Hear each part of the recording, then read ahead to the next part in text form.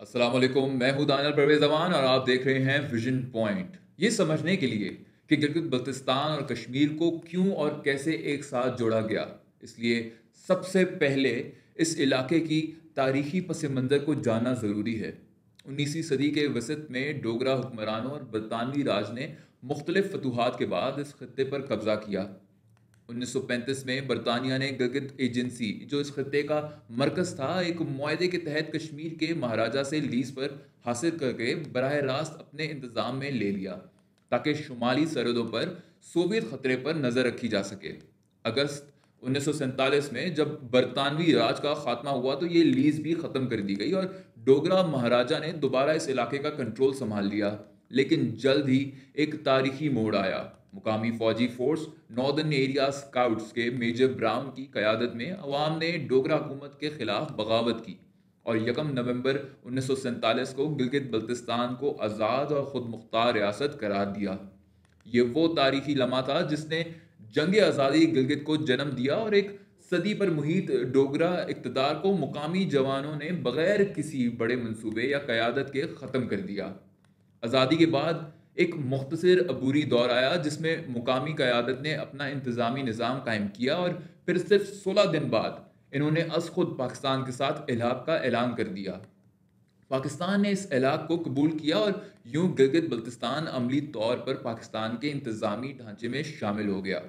یہ بات قابل غور ہے کہ پاکستان نے اس وقت کوئی باضابطہ اعلامیہ جاری نہیں کیا، بلکہ 1948 کے کراچی معاہدے کے ذریعے کشمیر کے نمائندوں کے ساتھ ایک معاہدہ کیا۔ بعض ازاں ریاست نے مختلف انتظامی اور قانونی اقدامات کے ذریعے علاقے پر اپنی عملداری قائم رکھی۔ بین الاقوامی قانون کے تناظر میں جب ہم کشمیر تنازع کو دیکھتے ہیں تو واضح ہوتا ہے کہ بھارت اور پاکستان دونوں نے پورے ریاست جموں و کشمیر پر دعویٰ کیا، لیکن ساتھ ہی گلگت بلتستان کی شناخت کو زبردستی کشمیر کے ساتھ جوڑ دیا گیا۔ یہ وہ مقام ہے جہاں سے گلگت بلتستان کی اصل جدوجہد پس منظر میں چلی گئی۔ معروف محقق کیلی ہونگ کے مطابق تقسیم ہند کے بعد سیاسی سرحدوں کے تعین اور کشمیر مسئلے کے بین الاقوامی منظر نامے نے گلگت بلتستان کو ایک غیر واضح پوزیشن میں دھکیل دیا۔ پاکستان نے وقتاً فوقتاً گلگت بلتستان کے عوام کے مفادات کے تحفظ کے لیے کئی اقدامات کیے ہیں تاکہ کشمیر پر اپنے موقف کو نقصان پہنچائے بغیر علاقے کو حقوق دیے جا سکیں۔ مختلف قانونی اور سیاسی اقدامات میں وزیر اعظم نے وہ گلگت بلتستان کو عبوری صوبائی حیثیت دینے کا اعلان بھی شامل کیا تھا، جسے بعض تجزیہ نگاروں نے 2020 کے GBA الیکشن سے قبل محض سیاسی حربہ قرار دیا۔ کچھ حلقوں کا خیال تھا کہ یہ اعلان بھارت کی جانب سے مقبوضہ کشمیر کی خصوصی حیثیت ختم کرنے کے جواب میں دیا گیا ہے۔ بھارت اور کچھ کشمیری گروہوں نے اس اعلان پر شدید تنقید بھی کی تھی، جبکہ مصنفہ اسما لون کو اگر میں یہاں پر کوٹ کرتا چلوں تو انہوں نے واضح کیا کہ وزیر اعظم کا یہ اقدام دراصل 13 اگست 1948 کی اقوام متحدہ کی جو قرارداد کے آرٹیکل 3 کے دوسرے حصے کے مطابق تھا، جس میں واضح طور پر کہا گیا کہ جب تک کشمیر کا حتمی فیصلہ نہیں ہو جاتا، پاکستانی افواج کے زیر کنٹرول علاقوں جن میں گلگت بلتستان شامل ہے، اس کا انتظام مقامی حکام کے ذریعے ہوگا۔ پاکستان کے قانونی ڈھانچے میں اس ایک عبوری انتظام تصور کیا گیا ہے جو کشمیر تنازع کی حل تک جاری رہے گا۔ مزید برآں مسلم لیگ نون کی حکومت نے سرتاج عزیز کی سربراہی میں ایک خصوصی کمیٹی تشکیل دی جس نے تاریخی حقائق، UN قراردادوں اور کشمیر تنازع کو مد نظر رکھتے ہوئے سفارش کی کہ گلگت بلتستان کو آئینی طور پر پاکستان کا مکمل حصہ بنا دیا جائے اور اسے تمام صوبائی حقوق دیے جائیں، لیکن یہ سفارشات منظر عام پر نہ آ سکی۔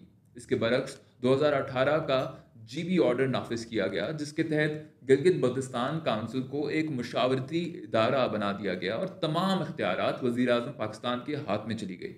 عدلیہ نے بھی گلگت بلتستان کے حوالے سے واضح موقف اپنایا۔ سپریم کورٹ کے اہم مقدمے سول ایویشن اتھارٹی بنام supreme appellate court Gilgit Baltistan میں عدالت عظمیٰ نے قرار دیا کہ کشمیر سے متعلق بین الاقوامی قانون گلگت بلتستان پر لاگو نہیں ہوتا، کیونکہ 1949 تک پاکستان کا فوجی اور انتظامی کنٹرول یہاں قائم ہو چکا تھا اور اسے جموں و کشمیر حکومت نہیں بلکہ مقامی حکام پاکستانی تعاون سے چلا رہے تھے۔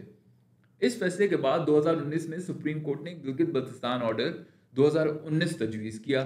جس کے تحت علاقے کو دیگر صوبوں کی طرح وسیع خود مختاری دی گئی۔ عدالت نے یہ بھی کہا کہ گلگت بلتستان کے عوام نے ابتدا سے ہی رضاکارانہ طور پر پاکستان کے ساتھ الحاق کیا اور ان کے حقوق کو آئین میں مستقل تحفظ دینا ضروری ہے تاکہ ان کا مستقبل بھی کسی سیاسی اکثریت یا تبدیلی کے رحم کرم پر نہ ہو۔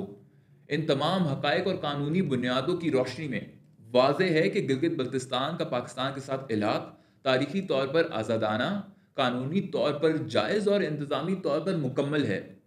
1947 میں یہ علاقہ ایک خود مختار ریاست کے طور پر پاکستان سے ملا، اس لیے اسے آئین کے آرٹیکل 1 میں ترمیم کے ذریعے باضابطہ 5واں صوبہ بنایا جانا تو یہ کشمیر پر پاکستان کے موقف کو متاثر کرتا ہے اور نہ ہی بین الاقوامی قانون سے متصادم ہے۔ بھارت کا یہ دعویٰ کہ گلگت بلتستان کو بین الاقوامی تنازع کے تحت چلنا چاہیے تاریخی اور قانونی دونوں لحاظ سے بے بنیاد ہے، کیونکہ نہ اس پر بھارت کا کبھی عمل کنٹرول رہا ہے اور نہ عوام کی رضامندی۔ اس لیے وقت آ گیا ہے کہ پاکستان گلگت بلتستان کو ایک آئینی حق دے، کیونکہ یہ خطہ 1947 سے پاکستان کے انتظامی، سیاسی اور عسکری ڈھانچے کا حصہ ہے۔ یہاں کے عوام پاکستانی شناخت رکھتے ہیں، قومی اداروں میں شامل ہیں اور دفاع وطن میں صف اول میں کھڑے ہیں اور سی پیک جیسے منصوبوں میں مرکزی کردار ادا کر رہے ہیں۔ تاریخ، قانون، عوامی فیصلہ اور عدالتی فیصلے سب اس حقیقت کی تصدیق کرتے ہیں کہ گلگت بلتستان کوئی متنازع علاقہ نہیں بلکہ پاکستان کا ایک مستحکم، وفادار اور قانونی حصہ ہے۔ مزید خبروں کے لیے دیکھتے رہیے ویژن پوائنٹ۔ اپنے میزبان کو دیجیے اجازت۔ اللہ حافظ۔